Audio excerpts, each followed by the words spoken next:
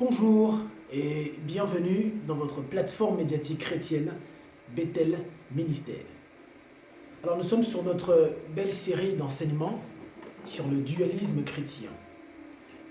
Nous avions promis pour ce troisième jour d'épingler 3 personnages bibliques importants qui eux aussi ont été confrontés à cette réalité qu'est le dualisme.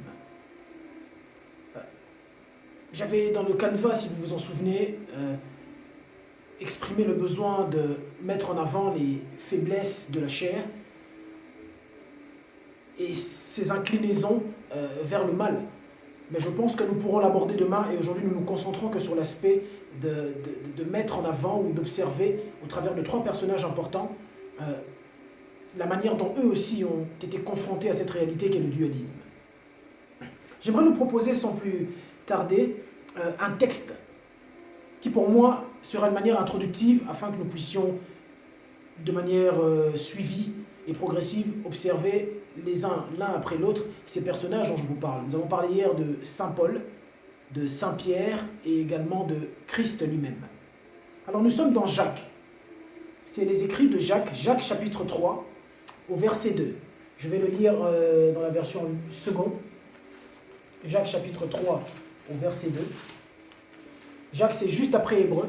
Donc, une fois que vous passez Hébreu, vous avez Jacques. Pour information, c'est ma toute première Bible lorsque je me suis converti. Et je ne sais pas, mais j'ai gardé une sorte de... Elle a une valeur affective pour moi. Je ne sais pas si vous aussi, vous avez ce genre de sentiment. Malgré que j'ai toutes les autres, elles, je ne sais pas m'en passer. C'était une parenthèse. Jacques, chapitre 3, verset 2. Voici ce que dit la Bible.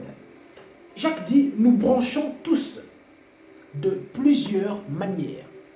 Si quelqu'un ne bronche point en parole, c'est un homme prudent, parfait, capable de tenir tout son corps en bride. » La version français courant, par exemple, dit ceci.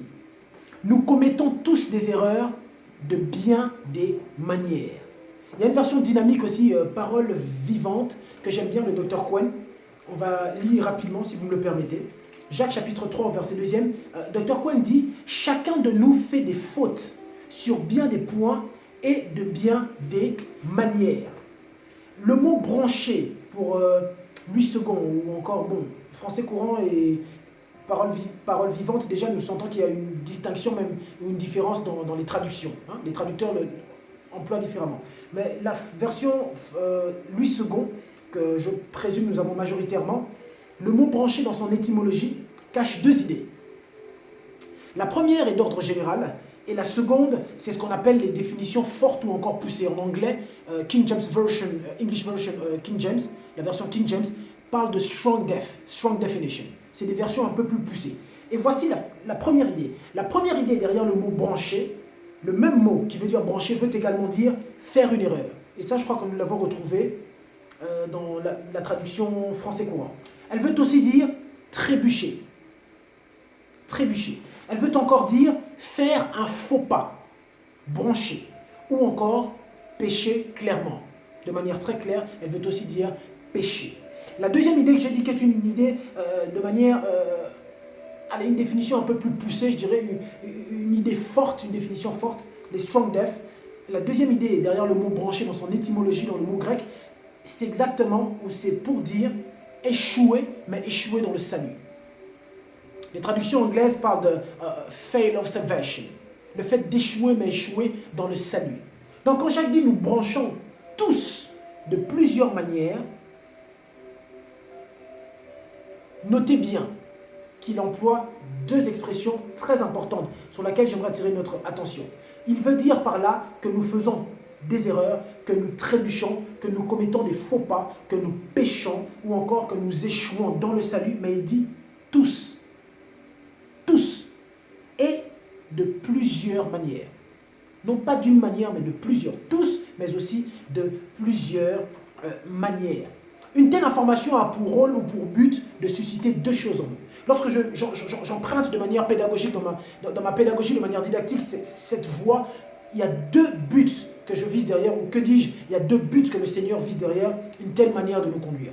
Le premier est de nous rendre indulgents, compréhensifs, compatissants, miséricordieux, plein d'amour, patient à l'égard des autres, car nous branchons tous, et ce, de plusieurs manières. La deuxième idée derrière, c'est de nous libérer des complexes et des excès. Et là, j'en parlerai dès à présent, lorsque j'épinglerai les 3 personnages bibliques importants. Alors, pour aller un peu plus rapidement, le premier personnage, il s'agit de Saint Pierre, ou encore l'apôtre Pierre. Dans Matthieu chapitre 16, au verset 18, Christ dit ceci, il dit « Tu es Pierre, et sur cette pierre, je bâtirai mon église. » Il lui fait une déclaration forte. C'est une manière de faire de lui le patron de l'église. Pierre, déjà, lorsque l'on constate, il était le chef de file des disciples. Il avait un peu cette position de chef de file, car il était le plus courageux. Il interagissait énormément avec le maître. Il était très clairement vu comme un leader. Il avait des capacités de leadership à cause de son sang chaud. Et ce sang chaud, nous le voyons dans Jean chapitre 18, au verset 10. On vient arrêter le Christ. Pierre, pris d'un élan d'animosité, sort son épée et tranche une oreille. Agressivité, colère, animosité. Mes frères, c'est ça la dualité. Parce que ça, c'est la chair. Dans Galates chapitre 2, du verset 11 au verset 14, Paul fait mention de Céphas, qui n'est rien d'autre que Pierre. Car dans Jean chapitre 1, verset 42, Christ dit « Fils de Jonas, tu seras appelé Céphas. » Simon, fils de Jonas, tu seras appelé Céphas. C'est aussi une manière par laquelle Christ l'appelait. Il appelait Pierre Céphas. Et plus haut dans Galates chapitre 2, au verset 9, lorsque Paul s'exprime, il parle des disciples, des apôtres qui étaient à Jérusalem. Il en parle comme des colonnes. Et il parle de Céphas aussi. Il dit, je ne montais pas vers ceux qui étaient regardés comme des colonnes, c'est-à-dire ceux au regard de qui on les considérait comme des grands. Céphas. Des colonnes. Mais le même Céphas, dans Galates chapitre 2, Galates 2, du verset 11 au verset 14, on peut voir qu'il fait un reproche. Il dit à Céphas, je parlais à Céphas sévèrement et franchement en présence de tous. Parce que lorsque des hommes sont venus de Jérusalem envoyés par Jacques, il a été hypocrite. Il s'est écarté des païens, il ne voulait pas être vu avec eux. Excusez-moi d'ouvrir une parenthèse et de la fermer très rapidement. J'en parlerai peut-être lorsque je parlerai des maladies des églises, pour mettre en avant les maladies des 7 églises d'Apocalypse, mais aussi de toutes les églises auxquelles l'apôtre Paul a adressé des épîtres. Parmi les églises de Galates, il y avait ça, l'ostracisation ou encore la discrimination. Comme il n'était pas juif, il s'est retiré d'eux. Combien nous ne vivons pas parfois ces choses dans nos églises? Le groupe D, vous savez? Enfin, pas ici, je préfère même le préciser, dans les églises en Antarctique. Nous, chez nous, non, il n'y a pas ce genre de choses. Il va faire preuve d'ostracisation, Pierre. Mais ça, c'est la chair. Le deuxième, c'est Saint Paul. Dans Actes chapitre 13, on nous parle de l'église d'Antioche. Et dans cette église d'Antioche, on parle de docteurs et de prophètes qu'il y avait. Les commentateurs s'accordent presque tous à dire que Barnabas et Paul étaient vus comme des docteurs. Au point où lorsque le Saint-Esprit va dire « mettez-moi à part Paul et Barnabas », l'église l'a vécu comme une amputation de 2 poids lourds dans l'enseignement, dans la pédagogie. Actes chapitre 23, du verset 1 à 5. Saint Paul est en train de parler. Il parle d'une manière irrespectueuse. Un homme lui dit, le souverain sacrificateur dit à un homme, administrez-lui un pamphlet sur les lèvres. Il dit, qui es-tu toi? Un homme lui dit, tu insultes le souverain sacrificateur. Il dit, ah, je ne savais pas que c'était le souverain sacrificateur, car il est écrit, tu ne parleras pas du mal du chef de ton peuple. Est-ce que nous sommes obligés de considérer les gens ou de respecter les gens seulement par rapport au titre? C'est une question que je pose. C'est encore une preuve ici que même Saint Paul a fait preuve de chair. Il a manifesté un caractère charnel.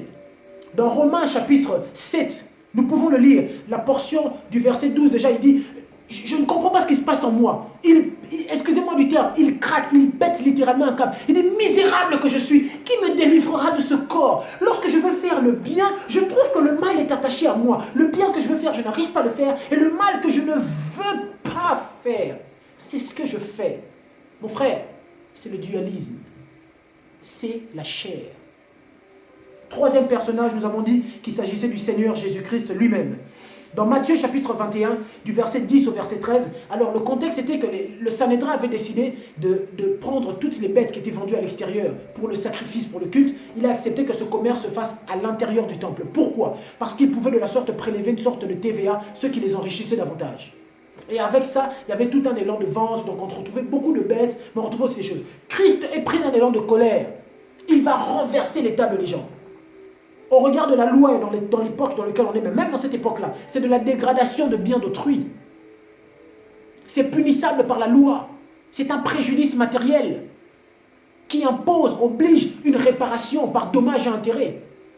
Car nul ne peut détruire ce qui ne l'appartient pas. Nul ne peut porter atteinte à la chose d'autrui, au bien d'autrui, bien matériel comme immatériel. Et Christ, dans un élan de colère, va renverser les tables. Mon frère, j'aimerais nous dire que même là, Christ, le Seigneur, a manifesté la chair. C'est le dualisme.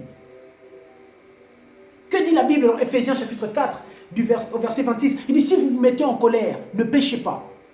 Parce qu'il admet la possibilité de se mettre en colère, mais seulement il ne faut pas pécher. Mais Jacques chapitre 1 verset 20 nous dit ceci: la colère de l'homme n'accomplit pas la justice de Dieu. Jésus, tu ne sais pas ça? Seigneur, 100% Dieu, 100% homme. Tu n'es pas au courant que la colère de l'homme n'accomplit pas la justice de Dieu? Et pourquoi tu pètes un câble, pardon de l'expression, tu craques littéralement dans le temple? À cause de la chair. C'est le dualisme. Deuxième exemple par rapport à Christ, nous sommes dans Matthieu 26, du verset 37 au verset 39. C'est à Gethsémané. Lorsque Christ allait prier, la Bible dit qu'il avait des grumeaux de sang. Vous savez, il y a un petit documentaire que j'ai suivi sur des personnes qui vivent ce genre de choses. Ce sont les gens aux États-Unis où on pratique encore la peine de mort. Ceux qu'on attache et qu'on est sur le point de mettre sur la chaise électrique. Le degré de stress étant tellement élevé, parfois on voit du sang leur sortir des pores, le sang sortir de leurs yeux, des nez, parfois même des oreilles. Tellement la frousse, la peur face à la mort. Et Christ a vécu ça. Mais dans le jardin, au mont des Oliviers, à Gethsémané, c'est l'histoire du dualisme christique, ou encore ce que j'appelle le brisement de la chair de Jésus. Parce que même lui, il sait pourquoi il est né. Il sait qu'il est venu pour ça. C'est la raison pour laquelle il est sur terre. Mais écoutez ce qu'il dit. Père, s'il est possible, éloigne de moi cette coupe. Christ, sans le bois du calvaire, nous n'aurons pas accès à la grâce. Si tu ne montes pas dessus, nous mourrions. Mais pendant un instant, quelque chose en lui a combattu sa raison. Voilà pourquoi Paul même dit, je trouve mon entendement tend vers Dieu, mais je trouve en moi une autre loi qui s'oppose à la loi de mon entendement. Je comprends la nécessité d'aller dans ce sens, mais quelque chose en moi s'oppose à la croix, s'oppose. Ça s'est opposé pour Christ. C'est le dualisme, mon ami. Le dualisme christique pour le cas de Jésus. Tout ça pour dire, Saint Pierre l'a vécu. Saint Pierre a été charnel. Saint Paul a été charnel. Christ a été charnel, a manifesté la chair. Nous sommes tous charnels. Tous. C'est la réalité du dualisme. C'est la réalité, mon ami, du dualisme. Alors que personne n'intimide qui que ce soit. Pasteur, prophète, docteur, bishop, évêque, même le souverain pontife, le pape, imam, rabbin, Christ d'ailleurs a été appelé Rabbi, Rabbouni. Tous sommes charnels. Ne soyons pas intimidés. Faisons sauter nos complexes. Ne regardons pas toujours les gens comme des colonnes. Tous sommes charnels. Nous tendons vers l'esprit. Nous voulons être l'esprit. Nous refusons l'état de chair et nous rejetons l'animal sans foi ni loi. Mais tous sommes charnels. Et quand on sait cela, observons aussi les autres avec indulgence, avec miséricorde, avec compassion. Et s'il vous plaît, par-dessus tout cela, faisons preuve d'humilité. Faisons preuve d'humilité. Car le dualisme, mes amis, tous, nous vivons cette réalité. Voilà ce que je pouvais nous apporter un peu plus en ce jour, sur la chair, mais aussi sur cette notion de dualisme. Que Dieu bénisse sa parole. Merci. Votre frère et serviteur, Jonathan.